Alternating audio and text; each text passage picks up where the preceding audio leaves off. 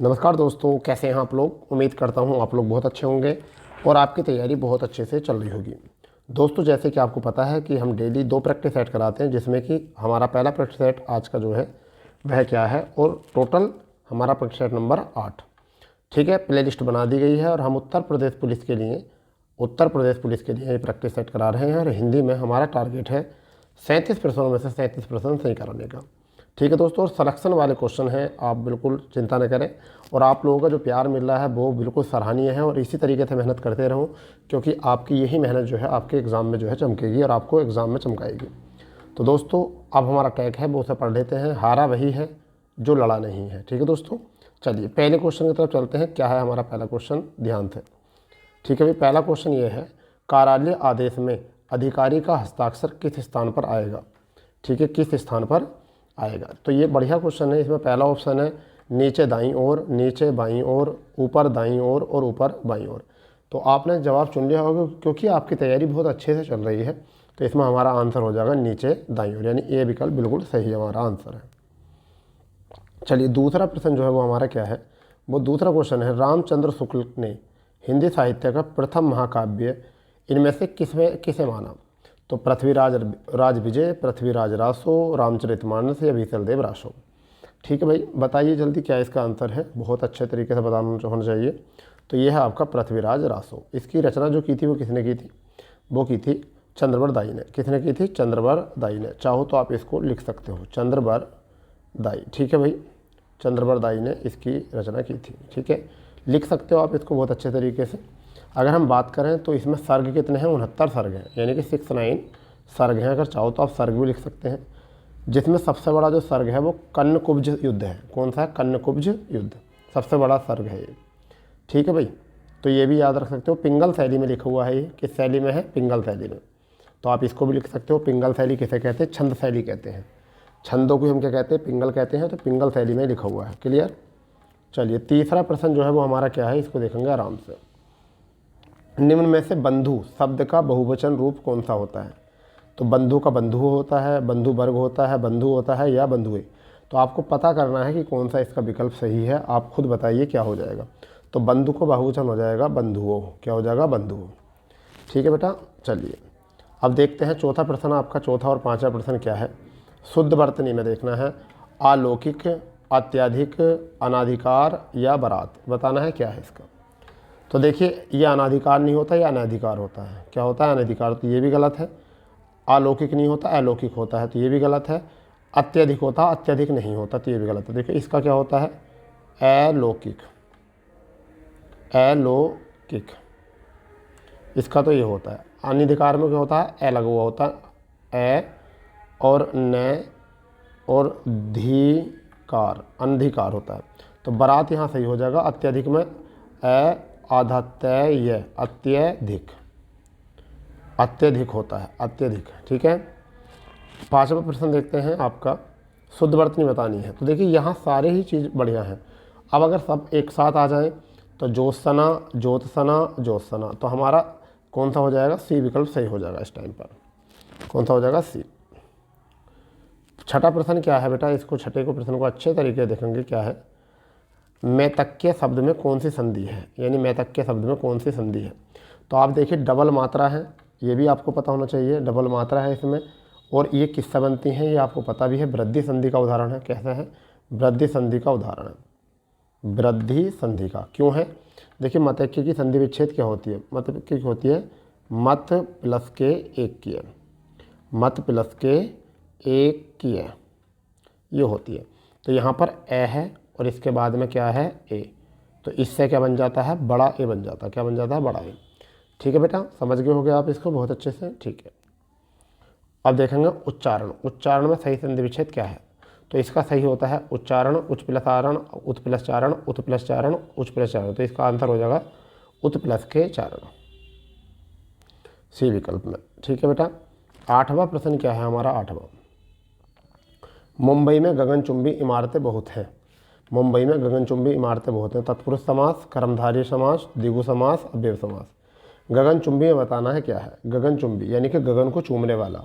गगन को चूमने वाला, को चूमने वाला है तो कर्म आ गया है। कर्म किस में होता है, तत्पुरुष होता है। तो आपका आंसर हो जाएगा तत्पुरुष समास। ठीक है। कर्म तत्पुरुष होता है, कर्ता तत्पुरुष, उसमें कर्ण तत्पुरुष होता है, संप्रदान तत्पुरुष, अपादान तत्पुरुष, अधिकरण, इस तरीके से इसके 6 भेद हमारे होते हैं। ठीक है बेटा, चलिए इतना टाइम नहीं है, केवल रिवाइज करो और बातों को, फिर नोट्स को पढ़ो, फिर प्रैक्टिस सेट लगाओ, फिर नोट्स पढ़ो, फिर प्रैक्टिस सेट लगाओ। ठीक है। जिसमें कोई पद प्रधान नहीं होता, अन्य पद प्रधान होता, क्या होता है? आपको पता है पहला पद प्रधान जो होता है, यानी कि पूर्व पद प्रधान जो होता है वो अव्यय समास में होता है, तो इसमें तो हो गया पूर्व पद, इसमें क्या हो गया? पूर्व पद प्रधान। ठीक है भैया। तत्पुरुष में क्या होता है? उत्तर पद। तो तत्पुरुष और आपके इन दोनों में कौन सा होता है? उत्तर पद। उत्तर पद प्रधान होता है, तो आपका आंसर कौन सा बचा? बहुव्रीहि समास। ठीक है। चलिए, द्वंद्व में दोनों पद होते हैं समास, द्विगु में उत्तर पद प्रधान होता है। ठीक है, इतनी बात याद रखनी है। चलिए 10वां प्रश्न क्या है? निर्गुण में कौन सा उपसर्ग है?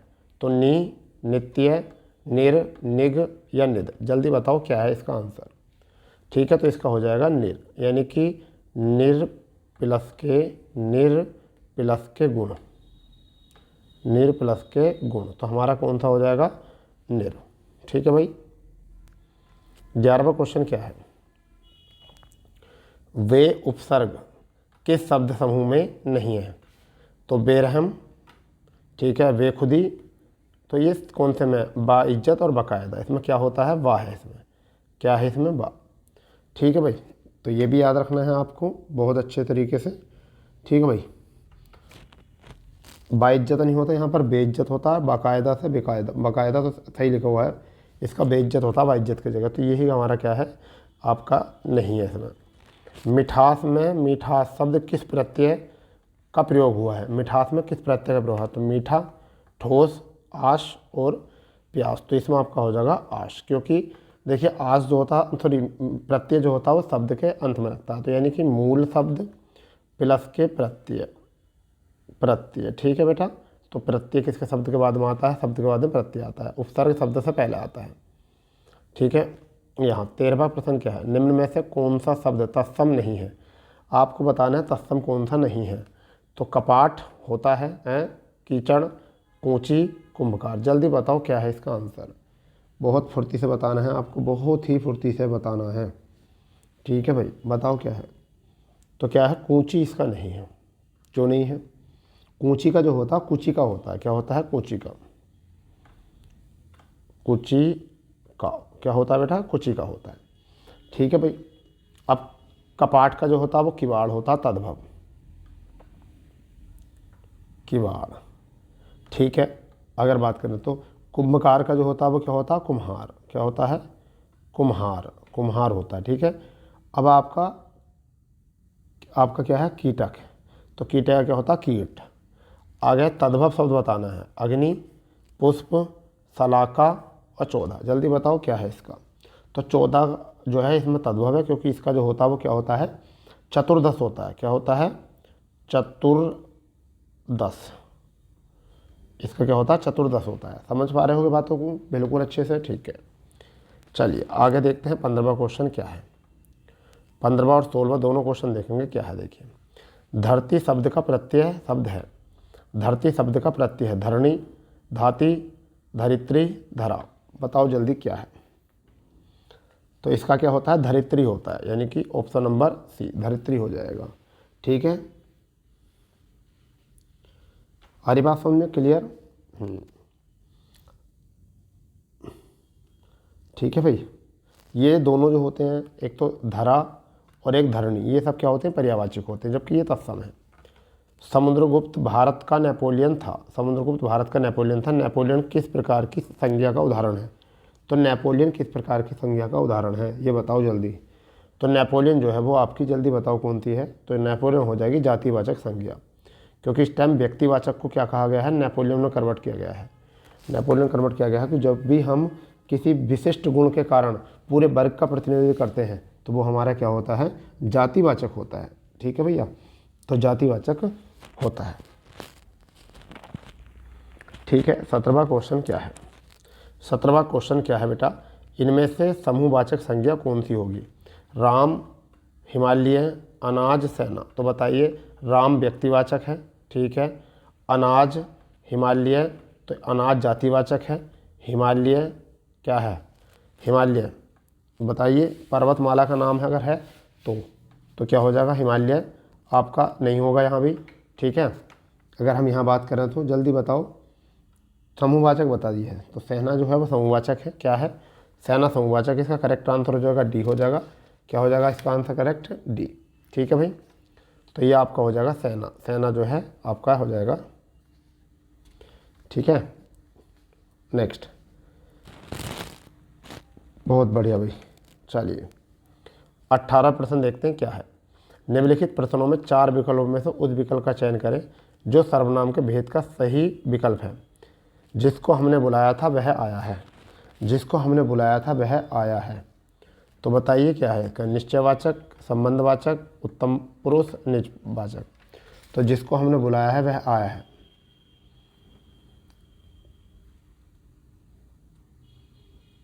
जल्दी बताइए। तो यहाँ पर क्या हो जाएगा भाई, जल्दी बताओ, जल्दी हो गया होगा, सबका आंसर आ गया होगा। तो आपका 18 में क्या हो जाएगा, जिसको हमने बुलाया था वह, जिसको हमने बुलाया था वह आया है, ठीक है। तो यहाँ पर क्या हो जाएगा, जल्दी बता देंगे इसको। तो ये क्या हो जाएगा, हमारा संबंधवाचक हो जाएगा, क्या हो जाएगा, ये हमारा संबंधवाचक हो जाएगा। क्यों हो जाएगा समझिए, संबंधवाचक में होता है जिस सर्वनाम से वाक्य में किसी दूसरे सर्वनाम का संबंध स्थापित किया था उसे हम क्या कहते हैं, संबंधवाचक सर्वनाम कहते हैं। तो जिसको हमने बुलाया था वह आया, तो संबंध को बता रहा है, ठीक है। 19वां प्रश्न क्या है, 19वां प्रश्न है, मैं यह काम अपने आप कर लूँगा। तो अपने आप जो होता है वो क्या होता है, निजवाचक सर्वनाम होता है। आप, अपने, अपने आप, स्वयं, खुद, ये सब क्या होते हैं आपके, ये निजवाचक होते हैं, ठीक है। 20वां प्रश्न क्या है आप समझेंगे, इनमें से किस वाक्य में गलत विशेषण प्रयुक्त हुआ है। कविता परिश्रमी युक्ति है, ठीक है, परिश्रमी युक्ति है। दूसरा, प्रबुद्धजनों से हमारी अपेक्षा है, यही सरकारी महिलाओं का अस्पताल है, ठीक है। वह अच्छा आदमी था लेकिन काम न आया। तो आपका यहाँ से क्या हो जाएगा, यह सरकारी महिलाओं का अस्पताल है, यही सरकारी अस्पताल महिला का अस्पताल है। तो यहाँ पर जो है सरकारी विशेषण जो है वह गलत ढंग से प्रयोग हुआ, क्योंकि ये क्वेश्चन कैसा बनता, यही महिलाओं का, ऐसा होता है, यही महिलाओं का सरकारी अस्पताल है। अगर सही बनाते तो क्या होता, यही महिलाओं का, ऐसा बनता, यही महिलाओं का सरकारी अस्पताल है, महिलाओं का सरकारी अस्पताल है। पहला सरकारी आता फिर सरकारी अस्पताल है, ठीक है भाई, ये आता फिर। चलिए सही कर लिया होगा आपने। चलिए 21वां प्रश्न देखते हैं, वो क्या है। उसने नहाकर भोजन किया, इस वाक्य में नहाकर क्या है, तो नहाकर नहा लिया होगा पहले, तो वो क्या है, पूर्वकालिक क्रिया। जो एक क्रिया करने से पहले क्रिया होती है उसे हम क्या कहते हैं, पूर्व क्रिया होती है, पहले वाली को, ठीक है भाई। तो पूर्व क्रिया, यहाँ पूर्वकालिक क्रिया यहाँ पर है, यानी कि जब कर्ता किसी क्रिया को पूर्ण करके तत्काल दूसरी क्रिया का प्रारंभ करता है तो हम क्या कहते हैं, पूर्वकालिक क्रिया ही कहते हैं, ठीक है बेटा। सही आ रहा समझ में, चलिए बहुत बढ़िया। 22वां क्वेश्चन क्या है, परिमाणवाचक क्रिया विशेषण अव्यय है। परिमाणवाचक क्रिया विशेषण अव्यय क्या है, तो यहाँ पर है सर्वदा, सर्वत्र, इतना, गलत। तो यहाँ पर क्या आ जाएगा बताइए, इतना जो है वो परिमाणवाचक हो जाएगा, ठीक है। सर्वदा जो है, सर्वत्र, पहले सर्वत्र देखते हैं, सर्वत्र जो है स्थानवाचक है, कैसा है, स्थानवाचक, ठीक है भाई। सर्वदा जो है वो कैसा है, कालवाचक, कालवाचक सर्वदा, ठीक है भाई। आर्य बात समझे। और गलत जो है वो संज्ञा है, सॉरी विशेषण, गलत काम, ठीक है भाई। चलिए 23वां क्वेश्चन क्या है, जिन अव्ययों का संबंध वाक्य में नहीं वक्ता के हर्षोल्लास आदि भाव से होता है वह क्या होते हैं। तो आपको पता है वह क्या होते हैं, हर्ष, शोक, उल्लास। तो उसमें क्या होता है, विस्मय आदि बोधक अव्यय होते हैं। इनमें क्या आते हैं, जैसे वाह, आहा, अहाय, अरे, ऐसे शब्द इसमें आते हैं। 24वां क्वेश्चन हम देखने वाले बेटा क्या है, कौन सा शब्द इच्छा का पर्यायवाचक नहीं है। इच्छा का पर्यायवाचक नहीं है, तो इच्छा के पर्यायवाचक क्या होते हैं, पहले तो हमें यही पता होना चाहिए। तो इच्छा के पर्यायवाचक क्या होते हैं, अभिलाषा होता है, क्या होता है, अभिलाषा, अभिलाषा होता है, अभिलाषा इच्छा का ही होता है, ठीक है। आकांक्षा इच्छा का ही होता है, क्या होता है, आकांक्षा इच्छा का ही होता है, ठीक है भाई। कामना भी इच्छा का ही होता है, क्या, कामना भी इच्छा का ही होता है, ठीक है। चाह भी इच्छा का ही होता है, चाह भी इच्छा का होता है, ठीक है। लालसा, लिप्सा, इप्सा, वांछा, मनोहर, वासन, तमन्ना, अरमान, हसरत सभी होती हैं। जबकि इसमें कौन सा गलत है, वो है व्रत्रा। व्रत्रा, व्रत्रा किसका होता है, वो इंद्र का होता है। ये किसका होता है, इंद्र का होता है व्रत्रा। तो आपके सारे हैं, इहा भी है, वासना भी है, इप्सा भी है, अभिलाषा, आकांक्षा, कामना, चाहत सारी, ठीक है। तो हमारा करेक्ट आंसर कौन सा हो गया, डी हमारा करेक्ट आंसर हो, ठीक है। चलिए 25वां क्वेश्चन क्या है, पुष्प का पर्यायवाची शब्द है। पुष्प का पर्यायवाची शब्द है, तो पुष्प का पर्यायवाची शब्द जो है वो क्या है, समझ गए नहीं। पुष्प का देखिए सरसीज है, पारिजात है, अमृतभ है, कुसुम है। तो पुष्प का पर्यायवाची जो होता है वो क्या होता है, तो पुष्प का होता है कुसुम। क्या होता है, कुसुम। पुष्प का होता है कुसुम, ठीक है भैया। जबकि कल्प वृक्ष जो होता है वो किसका होता है, कल्प वृक्ष जो होता है वो किसका होता है, जैसे कल्प वृक्ष हो गया, पारिजात हो गया, ठीक है। तो पारिजात जो होता है वो कल्प वृक्ष का होता है, किसका होता है, कल्प वृक्ष, कल्प वृक्ष का, ठीक है। सरसीज, सरसीज कमल का होता है, क्या किसका होता है, कमल का, सरसीज कमल का होता है, ठीक है भाई। अमरस जो होता है वो किसका होता है, अमरस। इसका जो है तुम कमेंट्स करोगे किसका होता है। वैसे मैं कमेंट्स में तो किसी का आ नहीं रहा, वो बताते भी नहीं हो, तो मैं ही बता देता हूँ क्या होता है, ये मोक्ष का होता है। किसका होता है, मोक्ष का। अमृत जो होता है मोक्ष का होता है। 26वां क्वेश्चन क्या है बेटा, मैं बता देता हूँ आपको। कर्कश का विलोम क्या होता है, कर्कश, कठोर, विवेकी, मधुर, विनिमय। जल्दी बताइए क्या होता है कर्कश का। तो कर्कश का होता है मधुर, मधुर। कर्कश का क्या होता है, मधुर। मधुर की जगह कोमल भी आ सकता था, तब भी ठीक हो जाता, ठीक है। चलो विवेकी का क्या होता है, अविवेकी। क्या होता है, ए लग जाएगा इसमें, अविवेकी, ठीक है भाई, अविवेकी लग जाएगा, ठीक है। चलो विनम्र, कठोर दोनों एक ही होता है, कुछ नहीं है इसमें। मूर्त शब्द का विलोम क्या है, मूर्त शब्द का विलोम, तो मूर्त शब्द का विलोम जो होता है अमूर्त होता है। क्या होता है, अमूर्त होता है, ठीक है। 28वां क्वेश्चन क्या है, आज 10वीं की परीक्षा का आएगा क्या परिणाम, परिणाम कौन सा वाला सही है, तो ए विकल्प सही है, शुद्ध वर्तनी से, ए विकल्प बिल्कुल सही है। 29वां प्रश्न क्या है, 29वां प्रश्न है आपका, रिक्त स्थान है, पीकर कोयल अपने फिर आ गया है, मैं जाकर बैठ गई। तो क्या पीकर, तो नीर पीकर, ठीक है, नीर पीकर, ठीक है। तो एक नीर हो गया, नीर, और एक होता है नाड़। नाड़ मतलब क्या होता है, नाड़ मतलब क्या होता है, नाड़ का मतलब होता है घोंसला। तो नीर और नाड़, तो आपका आंसर क्या हो जाएगा, बी। तो नीर माने क्या होता है, पानी, तो यहाँ तो आ जाएगा नीर, ठीक है। नाड़ क्या हो जाएगा, नाड़, नाड़ माने होता है घोंसला। तो नीर नाड़ क्या है, भिन्नार्थ आश्रित शब्द हैं ये, ठीक है। आगे है पर्वत की तलहटी, वाक्यांश के लिए एक शब्द क्या है, पर्वत की तलहटी के लिए एक वाक्यांश क्या होता है, तो मैं आपको बताता हूँ। तलहटी या निचले भाग को हम जो कहते हैं वो क्या कहते हैं, उपत्यका कहते हैं। क्या कहते हैं, उपत्यका। घाटी बेसिन एक ही होती है, द्रोण होता है अलग, ठीक है। एक होता है आपका आदित्यका, का, आदित्य का। आदित्य का क्या होता है, आदित्य का क्या होता है, ये होता है पर्वत का ऊपरी भाग, पर्वत का ऊपरी भाग आदित्य का होता है, ठीक है। 31वां, जो अपने पद से हटाया गया हो के लिए एक पद क्या होगा, जो अपने पद से हटाया गया हो, तो उसे हम क्या कहते हैं, उसे हम क्या कहते हैं, पदयुक्त कहते हैं। क्या कहते हैं, पदयुक्त। तो ये हमारा सही हो जाएगा। 33वां है, का बरखा जब सूखे, का बरखा जब कृषि सूखने, तो इसमें क्या होगा, जब काम का मतलब ऑप्शन बताना कौन सा है, ठीक है। इसमें क्या है, काम का समय नहीं हो, काम का व्यर्थ गवा दिया हो, ठीक है। फिर है लाभ ही लाभ, तो इसमें क्या होगा, का बरखा जब कृषि सूखन, यानी कि जब कोई समय पर काम ना होता है उसे कहते हैं, जब कोई समय पर काम नहीं होता तो उसके लिए प्रयोग करते हैं ये वाली लोकोक्ति। चलिए 33वां प्रश्न देखते हैं। विपत्ति मोल लेना, विपत्ति मोल लेना लोकोक्ति मुहावरे का कहता है। बिना पत्तों की सब्जी लेना, जानबूझकर संकट में पड़ना, एक तो क्या हो जाएगा, जानबूझकर संकट में पड़ना, क्या हो जाएगा, जानबूझकर संकट में पड़ना हो जाएगा। नेक्स्ट है, हाथ कंगन को आरसी क्या, लोकोक्ति क्या है, हाथ कंगन को आरसी क्या, इस लोकोक्ति का अर्थ क्या है, इसका क्या है, तो कहते हैं प्रत्यक्ष के लिए प्रमाण की आवश्यकता नहीं होती, तो प्रत्यक्ष को प्रमाण क्या, ये आ जाएगा आपका। 35वां प्रश्न जो है वो हमारा बहुत इंपॉर्टेंट है। मुझे बताओ कि तुम्हारा जन्म कहाँ हुआ है, वाक्य का भेद बताना। सरल वाक्य है, आश्रित वाक्य है, संयुक्त वाक्य, मिश्र। तो जहाँ पर किया जाता है वो क्या होता है हमारा, मिश्र वाक्य। ठीक है। जहाँ और इसलिए तथा परंतु आता वो क्या होता है, संयुक्त वाक्य, परंतु यहाँ कौन सा है, मिश्र वाक्य है। नेक्स्ट है 36वां क्वेश्चन, उसने अपने को निर्दोष घोषित किया, इस सरल वाक्य मिश्र वाक्य का रूप क्या होगा। ठीक है, बताइए जल्दी क्या हो जाएगा। ये हो जाएगा उसने कहा कि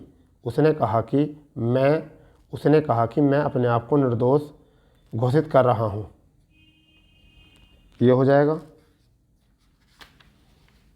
या ये हो जाएगा उसने कहा कि मैं निर्दोष घोषित किया जाऊँ, या उसने कहा कि मैं निर्दोष हूँ। जल्दी बताओ क्या होगा। तो ये हो जाएगा उसने कहा कि मैं निर्दोष हूँ। ठीक है भैया,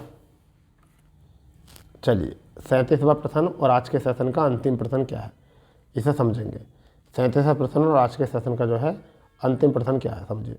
शुद्ध वाक्य छांटना है आपका, क्या है, शुद्ध वाक्य आपको छांटना है। ठीक है, उस वन में प्रातःकाल के समय का दृश्य बहुत ही सुहावना था। तो प्रातःकाल के समय भी दे दिया, तो प्रातःकाल अगर दे दिया तो समय देने की ज़रूरत नहीं थी, गलत। उस वन में सुबह के समय का दृश्य, तो सुबह भी दे दिया और समय भी दे दिया तो गलत। फिर है सवेरे का समय, तो ये भी गलत हो गया। तो कौन सा सही हो गया, सी। उस वन में प्रातःकाल का दृश्य बहुत ही सुहावना था, तो यही हमारा क्या है, सही है, सी विकल्प। तो दोस्तों मैं उम्मीद कर रहा हूँ कि आपको जो है बहुत अच्छे से समझ में आ रही होंगी ये चीज़ें। ठीक है, और सेशन में बहुत ज़्यादा मज़ा भी आ रहा होगा। तो इसी तरीके से सेशन को प्यार करते रहिए और अपने दोस्तों में ज़्यादा से ज़्यादा शेयर कीजिए। हम इसी तरीके से आपकी कंटिन्यू क्लास जो है कराते रहेंगे। ठीक है, क्योंकि हम आपको देखना चाहते हैं इस बार वर्दी में। ठीक है दोस्तों, तो मिलते हैं, जब तक के लिए जय हिंद, जय भारत, वंदे मातरम।